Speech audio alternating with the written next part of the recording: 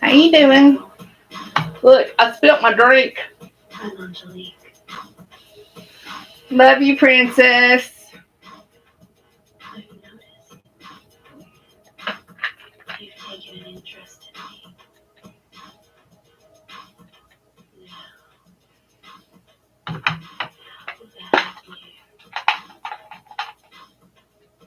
Now that you come over here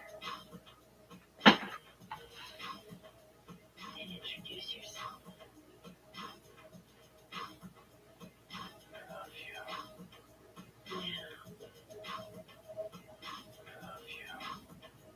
Now I know you're there.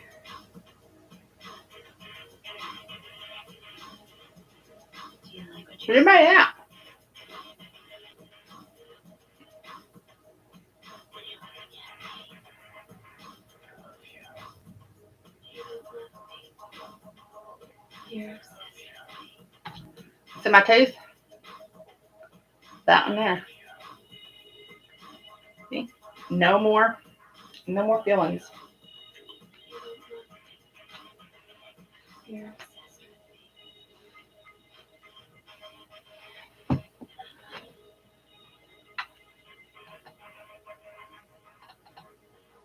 Hello. You don't love me. You're obsessed with me. I've noticed. Nope. Just annoying.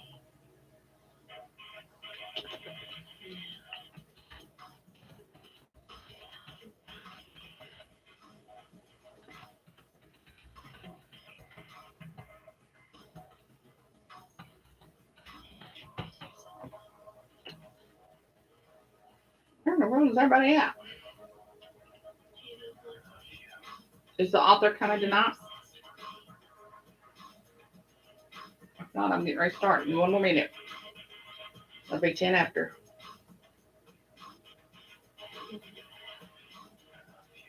Never miss it. But I ain't reading in Russian. My Russian accent, not really good.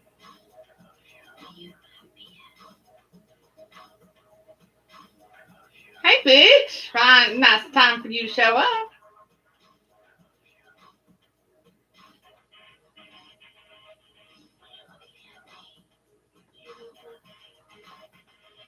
You're obsessed with me. You leave phone.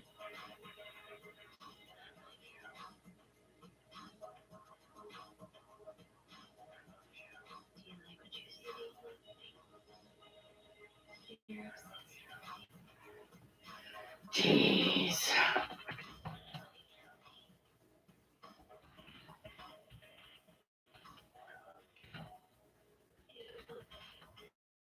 You're obsessed with me.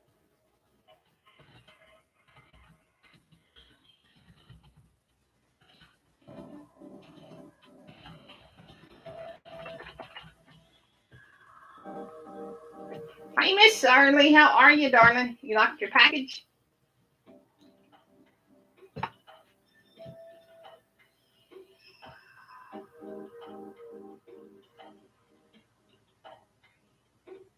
Alrighty, I'm getting started. It's 11 after, so let's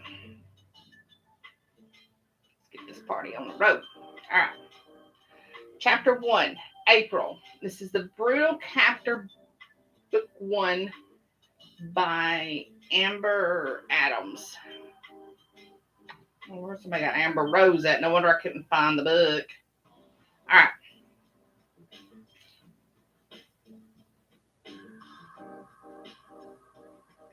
April, new patient in treatment room 1 for you.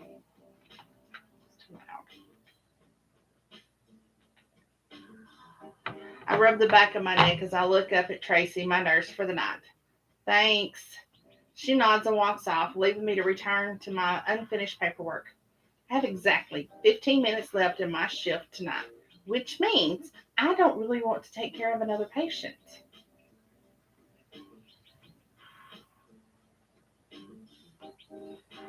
It has been a long 12-hour shift full of various traumas, which is just another day in the emergency room. As an ER physician, I thrive on the excitement of what could be coming through the door next. and having to move rapidly from one case to the next. But everyone hits their wall. I feel like I had certainly hit mine for the night. I also need to go to the washroom, and my stomach is growling for the meal I wasn't able to eat during my supper hour.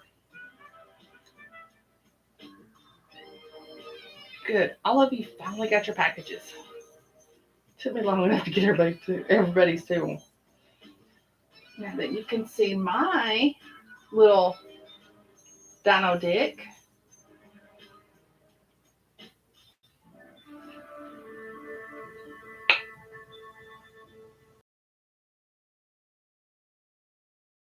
not. Pushing out the chair, I go to assess the new patient, glad to only find that it is a kid who had decided to stick something in his ear, much to the horror of his mother. Yeah, my cousin used to get that little bitty pea gravel stuff, and he'd put it down in his ear. I wonder if he can hear today. He's going to be just fine, I assure her as I flick off the light.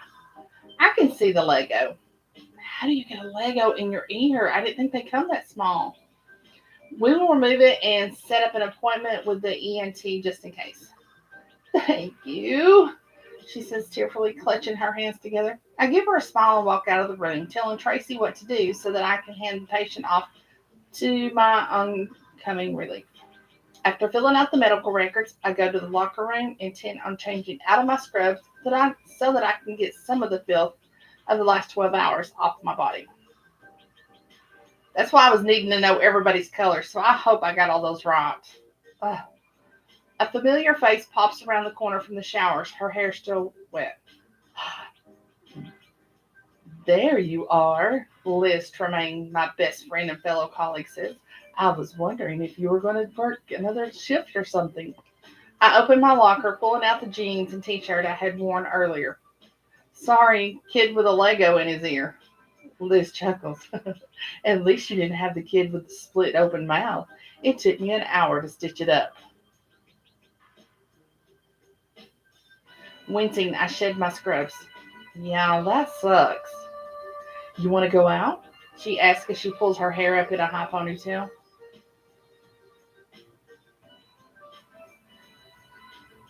You want to go out? The bars are still open for another hour or so. I shake my head. I am so done. I had worked 3 days straight and was looking forward to my bed for the next few days, surrounded by takeout and my favorite shows I needed to catch up on. Go on, have fun without me.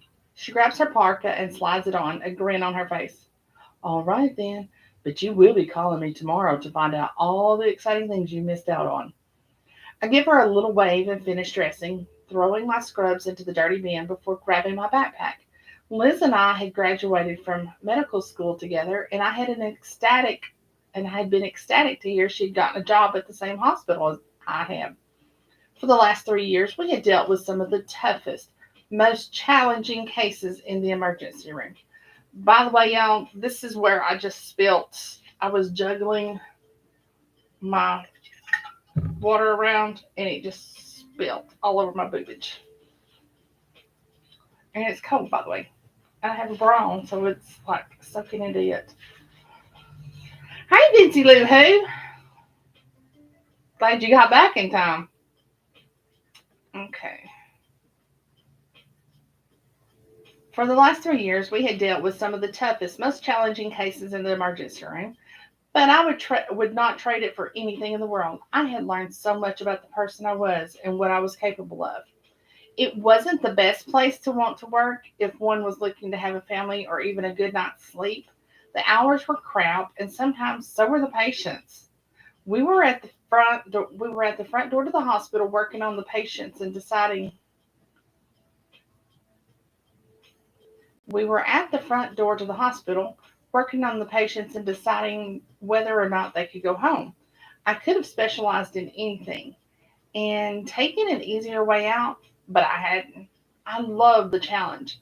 After saying goodnight to the old security guard at the desk, I walked out into the chilly night, heading for my apartment only a few blocks away. It was clean, relatively inexpensive, and considering I didn't have a whole lot of time to spend in it, perfect for me.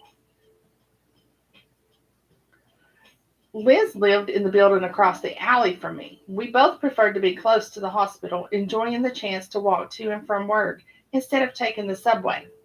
While some would be frightened about the late night walk, I still had the club crowd to provide the additional escorts, purposely choosing to take the larger way around so that I wouldn't be in the shadowy streets with no one around.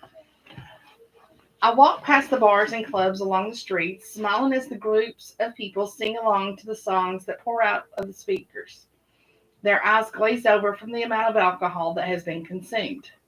We have quite a few colleges around, and when classes are in session, our ER feels the brunt of alcohol poisoning and bar fights. I can't begin to think about how many banana bags full of fluids I have ordered for the dehydrated college student or the lacerations I have stitched because someone had decided to prove that they could do something they clearly could not. It is tempting to go in and have fun. I'm only 28, a virtual night owl myself, given my current schedule, and I can take shots with the best of them. But I'm also craving the comfort of my massive bed. So I keep walking, smiling as I do. About a block from my apartment, the music starts to fade into the night, and I know I'm close. Already tasting the takeout pasta I had in my fridge. It was going to taste amazing after the shift I had. Suddenly, I hear a gunshot and I freeze, then hearing the repeating ones in rapid succession. Immediately, my mind thinks about my colleagues back in the ER, knowing they would get another critical trauma patient tonight. While I want to ignore it and keep walking, I know I can't.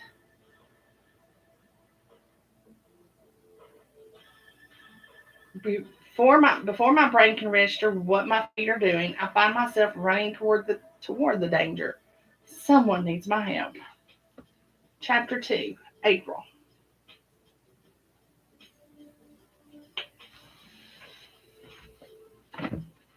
Jackie is on the phone with two of her authors, so she may or may not make it. Chapter 2, April. My feet pound the pavement as I hurry toward the sound.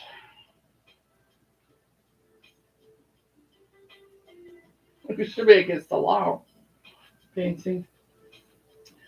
Um, my feet pound the pavement as I hurry toward the sound, my heart's starting to beat loudly in my ears. Was I going to find someone dead or just injured? How bad would it be? It was my civic duty as a healthcare professional to help wherever I could. And if I walked away from a potentially helpless patient, I wouldn't be able to live with myself.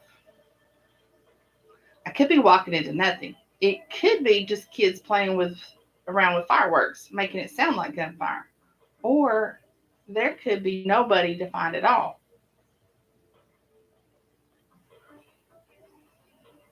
I skid to the stop I skid to the stop as a car comes careening from the alleyway before me. A dark sedan with the tires screeching on the pavement as it turns sped off.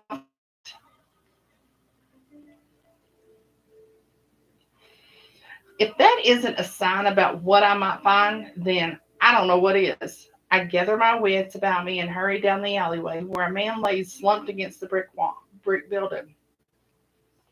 Shit. I run to him, dropping to my knees and slipping on the warm, wet blood that is rapidly covering the alley. My medical instinct kicks in, and I yank off the scarf from around my neck, searching with my hands until I come across the wound that is bleeding, a stomach wound, the worst kind. Pressing the scarf to it, I feel for a pulse and am relieved to feel a faint one beating against my fingers. He is still alive, which means he could survive the few blocks to the hospital. With one hand holding the scarf against his stomach, I probe the rest of him quickly, finding another bullet hole near his collarbone, wincing as I feel the deformed lump against his skin, likely either a broken or dislocated bone. He better hope that there isn't any shattered bone, or he is in for a rough time. Stay with me, I whisper to him, noting that he doesn't look like just some random thug off the street. His suit is too nice, and along with the silk shirt, it indicated that he was well off. Had it been a robbery? We had too many of those lately, though none had turned into an all out shooting.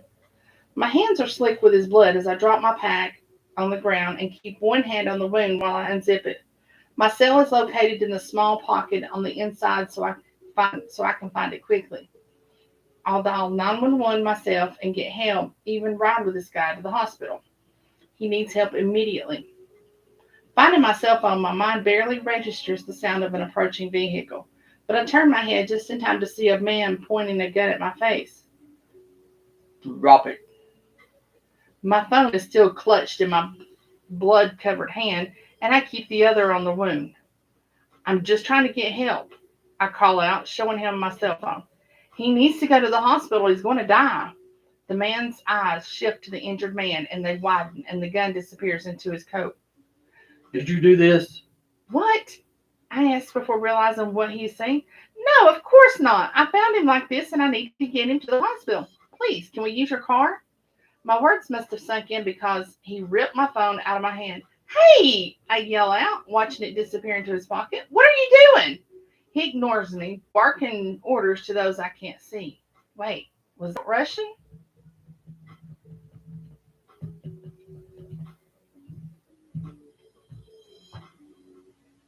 I peer helplessly. Y'all, my mouth is like all kinds of dry between my medicine and that crap they did today. It's bad. I don't like this. I peer helplessly at my patient, whose color is starting to look sickly gray. He is losing too much blood. He's going to die. I'm a doctor. Listen to me. The hospital is literally just a few blocks away. We need to get him there immediately. The man beside me grunts, speaking rapidly into his phone, and I can't help but wonder what I had gotten myself into. Please, I beg, yelling, take him to the hospital. Before I can understand what is happening, two other men appear, and the injured man is lifted off the pavement. The man with the gun motions at me to help, shouting in Russian while waving his gun. There is no way I'm going to remove my hand pressed to the wound anyway. The man with the gun continues to motion and shout at me, loading not only the injured man into the waiting SUV, but also me. I find myself wedged between the passenger seat and the back seat, kneeling on the floor. The injured man is awkwardly laid across the back seat with one man at his feet, the other at his head, and my bloody hands are still trying to control the bleeding.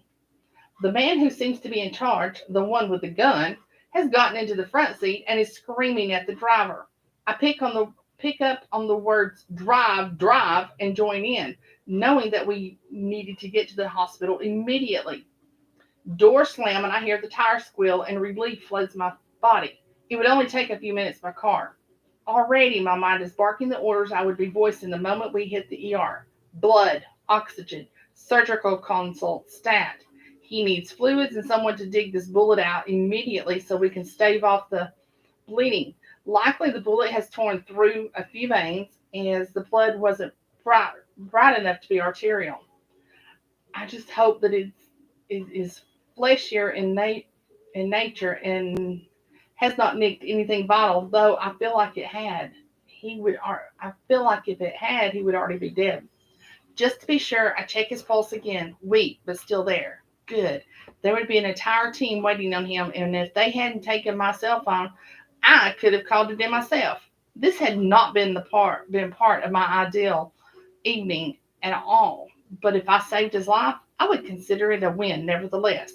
But as I glance out the window, a rock lodges itself into the pit of my stomach. Chapter 3, April. Wait! I cry out. He needs a hospital. You're going the wrong way. Shut up. The man in the passenger seat barks, the sound filling the interior of the vehicle. Shut up! I yell back in confusion. Didn't he see the seriousness of the situation? Surely they didn't think he was just going to wake up and be okay. He needs immediate medical attention. Don't you see this blood? He's going to die. He looked back at me briefly. You're a doctor. He said in broken English. So don't let him die. I'm not going to, I growl, some of my adrenaline kicking in. You are. He doesn't respond, turning his attention back to the road, and I slump back into the small spot I had wedged myself into. I look at the injured man. He is so pale and his breathing is shallow. He is a goner for sure. Am I riding with the men who had gunned him down? I thought I had seen a car, but it could have easily been this SUV.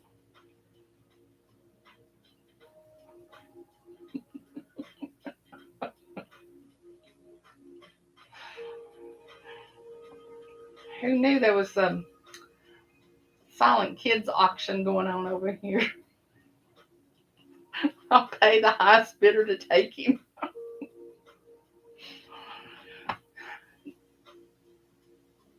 No, it had been a car. I'm almost sure of it.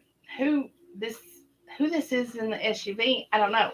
But I hope it's the good guys. What am I thinking? Who are these guys? Why do they have guns? Fear grips my insides as a million thoughts run through my head. I bite my lip, peeling back the scarf a little to take a look at the wound in the dim lights of the interstate as we pass under them. I don't know what is going on, but figuring it out really isn't my immediate focus. First, I'm going to do all that I can to make sure that this guy survives. Carefully, I free the buttons from his shirt and untuck it, knowing that the moment I pull the fabric away, he could start bleeding again. I peel the silky fabric away and suck in a breath when I see the blood seeping out from the wound. It looks like a flesh wound, which is good, and the blood is slowed, which is even better. A flesh wound means that the bullet has missed vital organs and maybe isn't as deep as I first thought. Still, he needed a hospital and someone way more qualified than I was to handle this. He really needed a surgeon. I'm sorry, I whisper to him, pressing the blood-soaked scarf directly to the wound. He doesn't flinch, and I feel my heart drop, fumbling to find the pulse. Once more. Still alive. This guy is a fighter. Now, the more important thing at hand is, what am I going to do when we get to the river? Or where did I get river? When we get to wherever we are going. Hopefully they are taking him to seek medical attention. Or they could be taking him to finish him off. Swallowing, I use my other hand to push the hair off his forehead, noting the sharp, angular features of his face. He is definitely not just some thug, especially if these other thugs had come and scooped him up like that. Do they even care that he survives? The hospital had been right there, yet they had ignored everything I had said and drove away.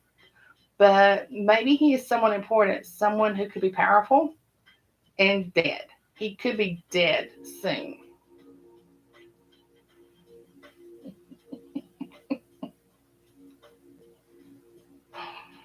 Sighing, I rest my head against the seat, the metallic smell of blood filling my senses. The smell doesn't bother me, but the worry about the man lying on the seat before me really turns my stomach. He is going to die. And quite frankly, I'm starting to question if I might be in danger now too.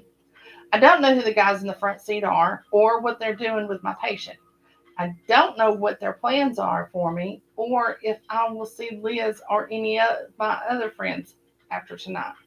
God, this could not be how it ends. I had worked so hard to get where I was at. I had slaved in the ER, building a strong reputation, and was on the fast track to becoming chief physician one day. I had overcome the loss of my mom, who had died 3 years ago from breast cancer, so that I could show her that everything she had instilled in me as a single parent had paid off.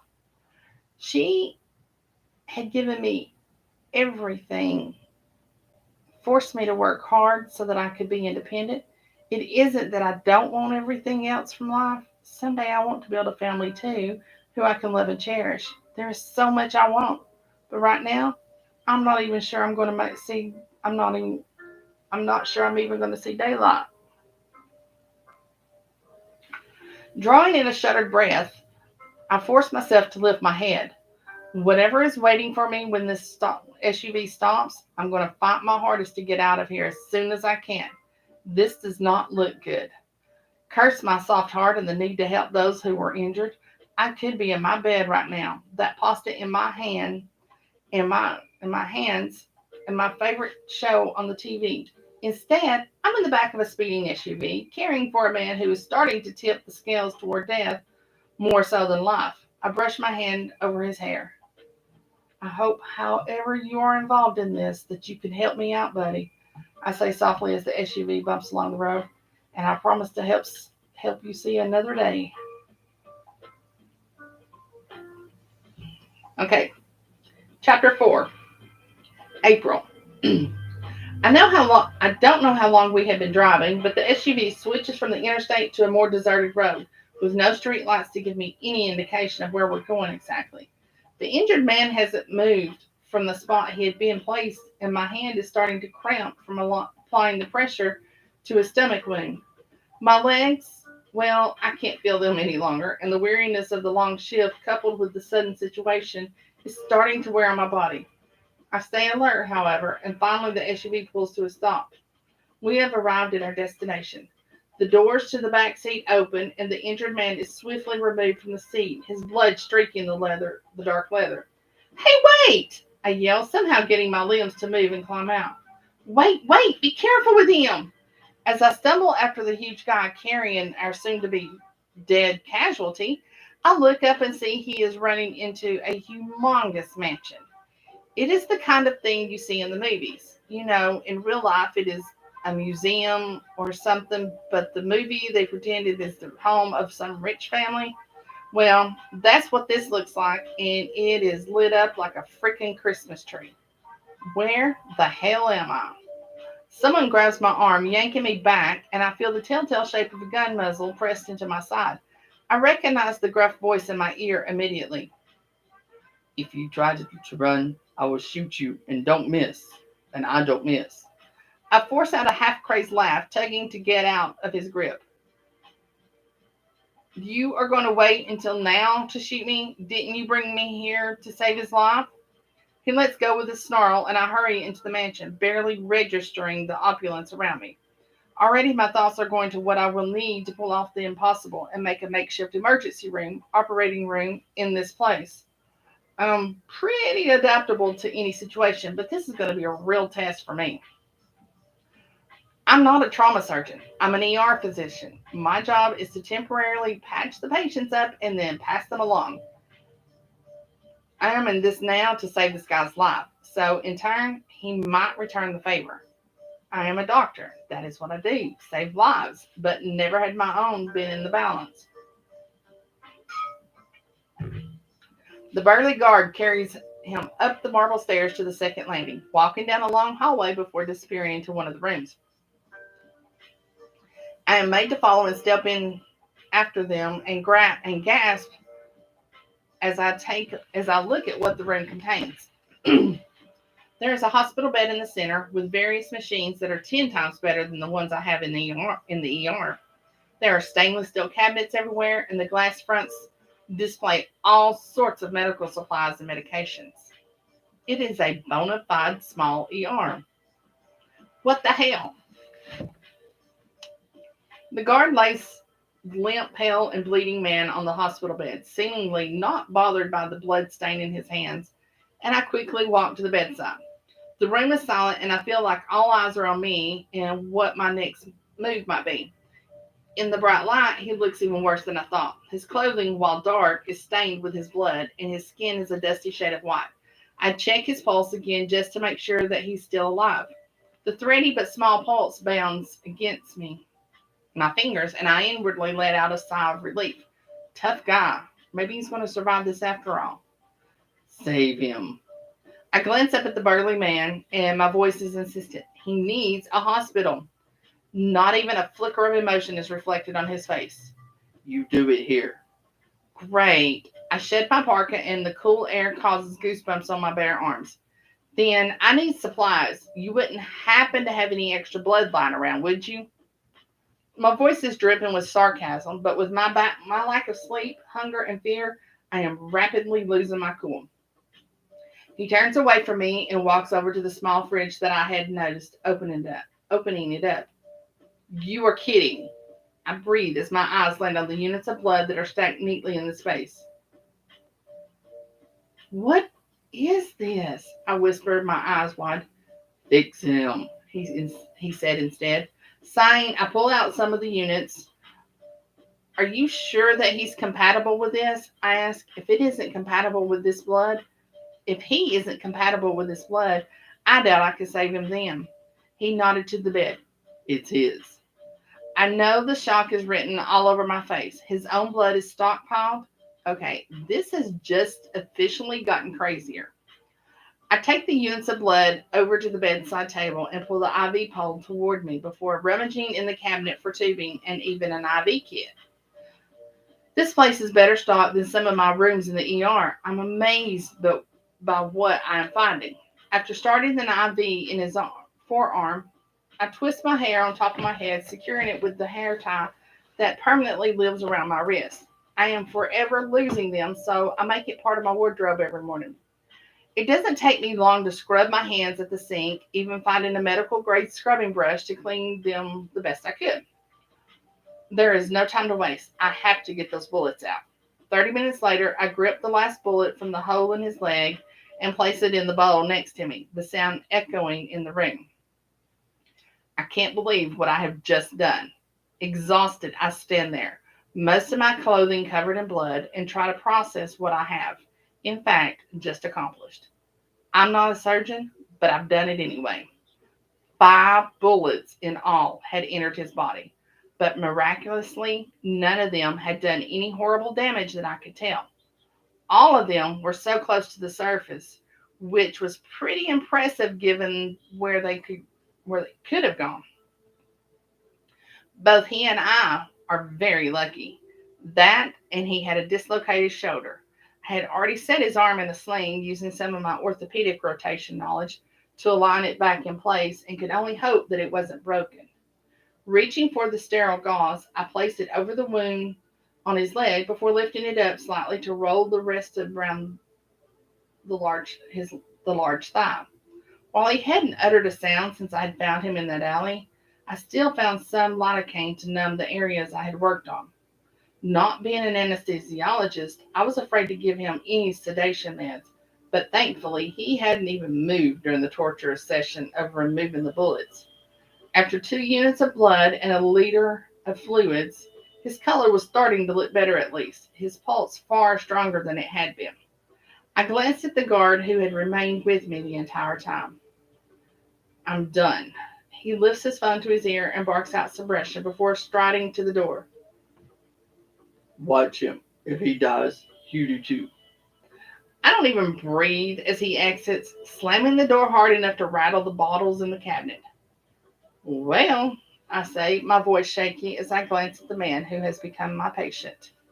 Then you can't die, you hear me? I would very much like to live. Chapter 5, April. My feet slap the pavement and my breathing is harsh as I run down the alley. I can hear the footsteps behind me, gaining ground, and I know that if they catch me, I will be dead. I near the corner of the street, tasting freedom as I do. As soon as I get there, I will be home free, losing myself in the crowd that is there. I just have to make it that far. Suddenly, my body is jerked back, and I scream as I fall, the pavement rushing up to meet me and jarring my body. I try to fight my attacker, but they hold me fast, dragging me back from the way I had come from. I jerk awake, nearly falling out of the chair before I'm able to catch myself. My heart is thundering in my ears, my breathing shallow, and it takes a few minutes for me to realize where I am. The alley, the injured man, removing bullets. Rubbing a hand over my face, I forced myself to take some deep breaths to clear the fear from my body.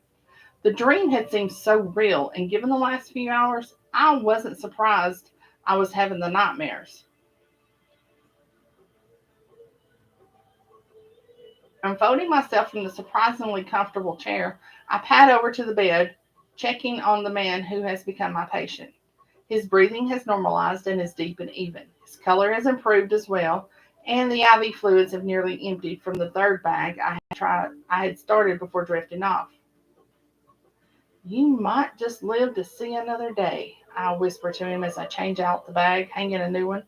His bandages are not saturated, and I cheer inwardly as I ensure they are still in place. Liz would be so proud of what I had done here. We were endlessly challenging each other to try new things, and never once had I removed a bullet before this. I was so going to have one up on her. But my smile fades as I think about my friend.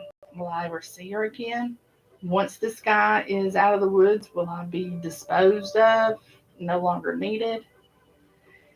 It's like I'm living in one of those gangster movies, and if those movies are any indication of real life, I should expect a lot worse to come. I can't think like that though. I have to keep my wits about me and believe that I'm going to get out of this alive. Whatever it is, I've walked into I've walked into here, that is the only approach I can take. Stepping back from the bed, I grab a cloth from the stack nearby and soak it under the faucet. In the pre-dawn light, my patient looks just as bad as I feel, still caked with his own blood. He looks like he has just been through a war. Well, I guess he just had, actually. I placed the cloth on his chest, noting for the first time how muscular he is. Though his torso is dotted with gauze, it isn't hard to see the well-defined abs and the broad shoulders that dominate the bed. His face is full of hard angles, and with a dark but short and neatly trimmed beard dusting the lower half of his jaw. He was also tall. His feet are nearly hanging off the end of the bed, and his legs are covered with dark hair. The burly guard and another one had helped me undress and peel away his clothes carefully before I had initially started. I had tried to protect his modesty the best I could, keeping the silk dark boxers that I had found on and much of him covered with a sheet while I had operated. Even now, as I wipe the cloth over his face, I feel the faintest hint of warmth on my cheeks. Wow, this guy's gorgeous. Quickly, I wipe off his face and his upper torso with the cloth until most of the blood is gone. A good, decent shower would be the only way to get the rest of it, as I wasn't the best at sponge baths.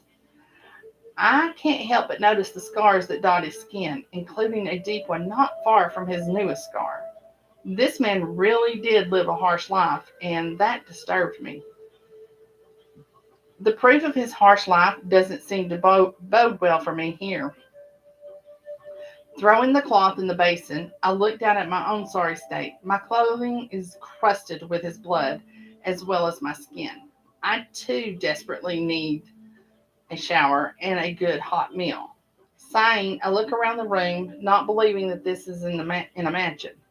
Who is this guy that he needs to keep a fridge full of his own blood and a complete private ER at his disposal? There is still a guard standing at the door, his eyes watching my every move and likely reporting my every move. Well, at least I think he is watching my every move. His eyes are covered with ridiculously dark sunglasses. Can I borrow a cell phone? I asked, pulling my hair from the knot on top of my head. No answer. I really need to call my friend and let her know I'm okay. I try again, even attempting a tired smile. Again, no answer. Is there anyone that I can talk to? As if on cue, the door opens and the burly man from earlier steps through.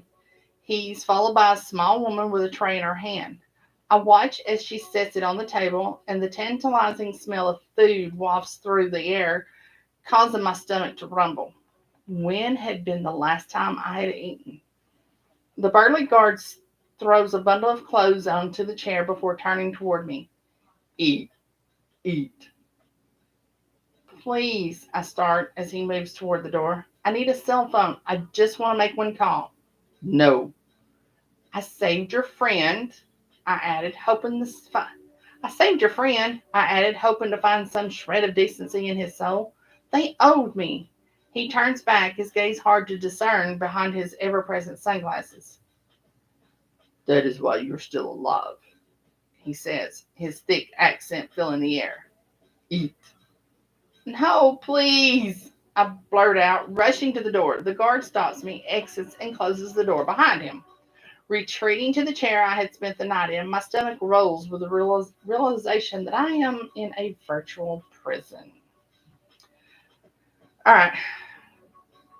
Chapter 6, and this will probably be the last chapter. Chapter 6, April. In the end, I ate the food, not caring if it could be poisoned. I was starving and the sandwich and soup tasted amazing. After polishing off everything on the tray, I turned my attention to the state I was in. The bundle of clothes that the guard had brought in earlier actually looked as if they'd fit, and getting out of my now blood-crusted clothes was a welcome thought. I noticed that the bathroom has no lock on the door, and I couldn't be assured of any privacy with all the guards lurking around. Great. So, shucking my destroyed clothes, I quickly took my own sponge bath from the sink instead of the long hot shower that I really wanted. Even with that, I feel almost human again. Once I emerge back into the hospital room, however, I have a new visitor waiting for me. Beside the bed is a short man with a balding head, dressed in an expensive suit and peering down at my patient. "What are you doing?" I demand, striding to the bed. He straightens, his hard eyes raking over my form. You're a doc. You are the doctor. I draw to my full height, lifting my chin. The disdain in his voice makes it clear that he belongs to the misogynist generation and holds no respect for women, much less so far, much less so far those who are highly educated. But I resist the temptation to throw anything back his way. I do, after all, want to get out of here alive. I am, he sniffs. I am Viktor Ivankov. This is my nephew. No doubt it is hard for him to see someone he loves this way. I soften my stance, coming around to the other side of the bed, and look at his sleeping nephew. I pulled 5 bullets out of him and reset his collarbone. His vitals are stable, and I think I've replenished most of his blood loss. So he will live. He confirms brusquely. It isn't a question, but a statement. Yes, as long as infection is avoided, I think he will. Vidker makes a noise. He should have never. He pinches the bridge of his nose. It's no matter. He has to survive, and you will make that happen. I'm not a miracle worker, I bought out. I've done all I can. He starts toward the door. Well then, you better hope it's enough. Please, I say as the guard opens the door for him. I really would like to speak to my friend. Vicar turns those dark eyes on me, a frown on his face. No, you cannot speak to anyone. This isn't right, I protest as he exits the room. The guard assumes his position in front of the door and blocks me once again from leaving the room. I glare up at him, wishing I was brave enough to fight him. The gun tucked in his waistband, plus the sheer size of him in general, wasn't going to make this a fair fight. After deciding that I wasn't going to win a stare down either, I walked over to one of the windows and looked out, noting the miles of endless trees. This mansion is in the middle of nowhere, which meant I have a very slim to no chance of even finding my way out of this place. There is no one to signal, no one who is going to rescue me. I am on my own. Tears well in my eyes, and I rapidly blink them away, not wanting them to see me cry. I can't lose it right now. The hours creep by, and I try to busy myself with caring for my patient, ensuring that his wounds are healing and that he's being kept hydrated. He is my only lifeline, and the only one I am both, and the only reason I am both here and alive. Another entire afternoon passes before my eyes, and as it falls dark, the burly guard comes back with another food tray and another change of clothes. It is the only way that I can keep track with the time that's passing. I leave the clothes untouched, eating the food to keep my strength. Maybe I can fade into the background and show them that I'm not a threat to this family, and they will let me go. It was the only hope I could have. Eventually, long after dark, the guards change over and I have another visitor. She stumbles into the room unexpectedly, and I nearly drop the medication bottle I'm holding. "Who the hell are you?" she asks before her eyes fall on my patient. Oh, my poor boy, what did they do to you? She is dressed in a black evening gown, with her dark hair trailing down her back and diamonds glittering on her fingers and at her throat. Her heels click against the wooden floor as she makes her way to the bedside, taking one of his hands in hers. Valentine, my baby, wake up for your mama. I watched this interaction with some fascination. This was his mother, Valentine, that fitting with his dark coloring and likely equally dark personality, considering the family I had met so far. His mother is wiping away her tears and smearing her mascara in the process. There is a sadness about her as she gazes down at her son, and I fight the urge to comfort her. He's doing fine, very well actually. Her eyes snap to mine and they darken. You haven't answered my question. Who the hell are you? I'm his doctor, I replied, taken aback by her anger. I performed the surgery and have stabilized him.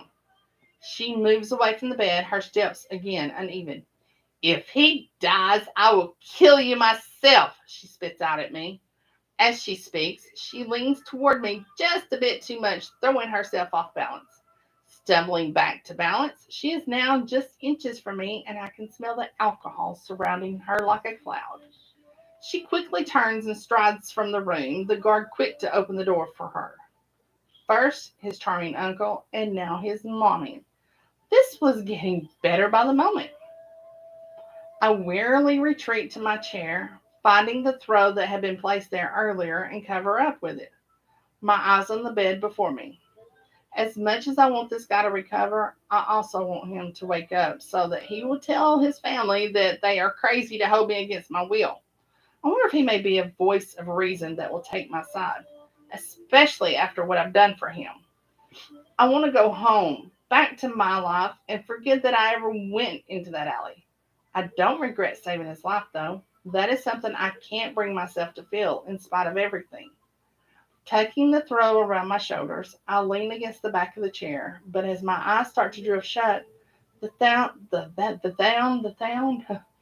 sound of thrashing catches my attention, and I bolt out of the chair. Valentine is moaning as he moves about the bed, and his legs kick off the sheets. Immediately, I feel his forehead, glad to feel a thin sheen of sweat, but no fever. Shh, I tell him, placing my hand on his forehead and smoothing back his hair. You're safe here, Valentine. But he continues to thrash and seems unable to hear me. I pull out a syringe with a small dose of morphine in it, barely enough to affect a large man like him. After pushing the drug into the IV, I flush it and resume my stroking of his hair, murmuring soft words to him until he calms down. I can't begin to imagine what sort of pain he might be in, but I can't risk giving him too much of the drug. While this private ER is well appointed, there is no ventilator. And if he were to lose his airway with any kind of complication or bad reaction to any drug, I will be helpless to save him. I am not without compassion for his pain, but keeping the drugs to a minimum is the safest thing for both of us. Finally, he calms down and I cover him back up, smoothing his hair a few more times before checking his wounds to ensure he hasn't opened them back up. It was the best I could do for him now. Alrighty. Well, that's about right. Chapter 7 is from Valentine's point of view, so that's where you'll start off if you go and get the book. Um, Nina, I know this comes in a box set because that's what I got, but let's see.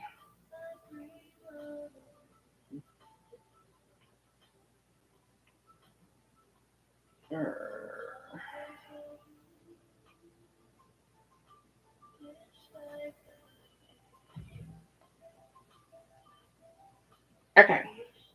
Yeah, what Nina's showing there is the box set. for $3.99. And that looks like 1, 2, 3, 4, 5, 6 books, y'all. So that's a good deal. 6 books for $3.99, or they're on KU if you have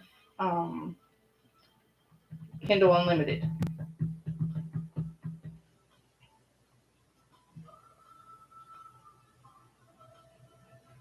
So I would definitely go get it. The Hunter and the Hunted. Then get off your tight little ass and go get it.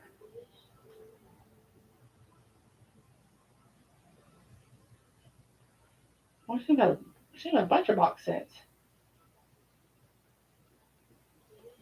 She's got a series called Rebel Air.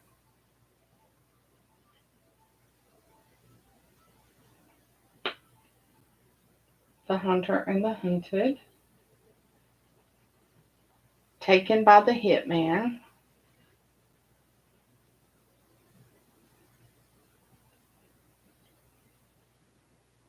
Damn, these boys look good.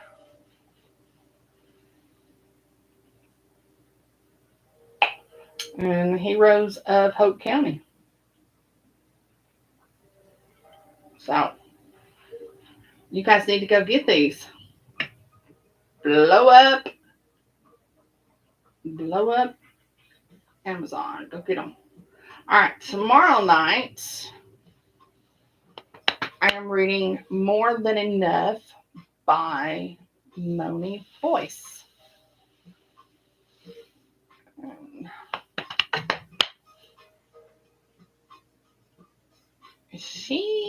I read a book by hers about this time last year. Something to do with Ireland.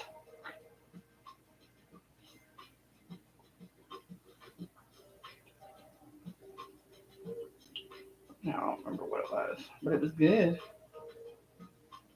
So, A Fling to Love Romance by Moni Boyce.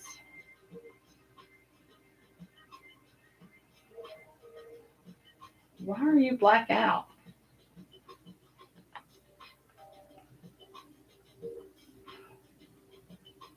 Queen bitch, you don't make no sense.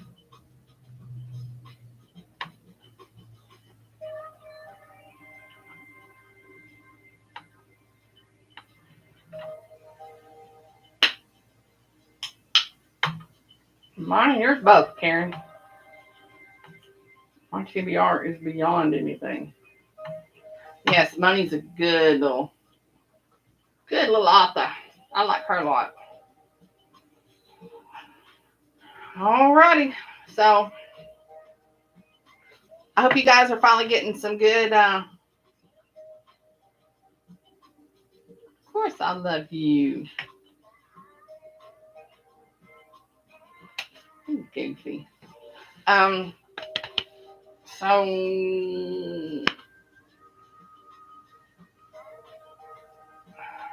at least I didn't bite my cheek while I was reading. I was afraid I was going to. I had a crown put on out there. Right there. Whew.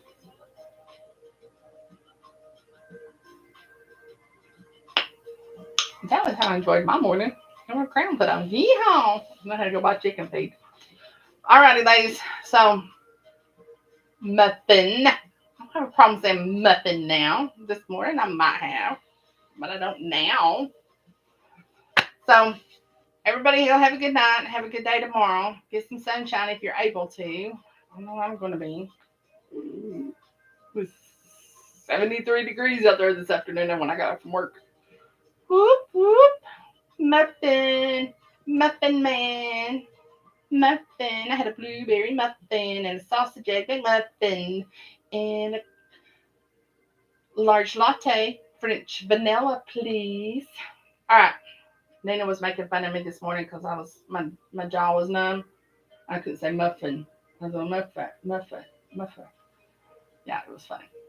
All right. Good evening, ladies. Have a great one. And April, when you get around listening to this, thank you so much for letting me read it, and thank you for the books. I appreciate it. Have a great one. Happy reading. Now that my shirt's dry.